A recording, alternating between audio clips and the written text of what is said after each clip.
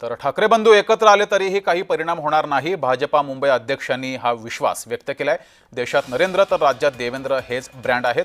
The encounter या कार्यक्रमात अमित साटम यांनी हे वक्तव्य केलंय। असं म्हटलं जातं दोन बंधू एकत्र आल्यानं मराठी मतं जी आहेत ती एकवटली जातील। या सगळ्याकडे आपण कसं बघता आणि खास करून या ब्रँडकडे आपण कसं पाहता? मला असं वाटतं की कोण एकत्र येतंय किंवा कोण एकत्र येत नाहीये याच्यापेक्षा जास्त महत्त्वाचं आहे की मुंबईकरांचा विकास कोणी केला। गेल्या 11 वर्षांमध्ये मुंबईकरांना कोस्टल रोड कोणी दिला, मुंबईकरांना मेट्रो कोणी दिली, अटल सेतू कोणी दिला, सीसीटीव्ही कोणी लावले, किंवा वरळीतल्या बीडीडी चाळीतल्या मराठी माणसाला 500 फुटाचं घर आहेच त्याच ठिकाणी कोणी दिलं, हे जास्त महत्त्वाचं आहे। आणि त्यामुळे कोण एकत्र येत आहे किंवा कोण एकत्र येत नाही याला महत्त्व नाही, मुंबईकरांची सेवा कोणी केली आणि कोण करू शकतं याला महत्त्व आहे।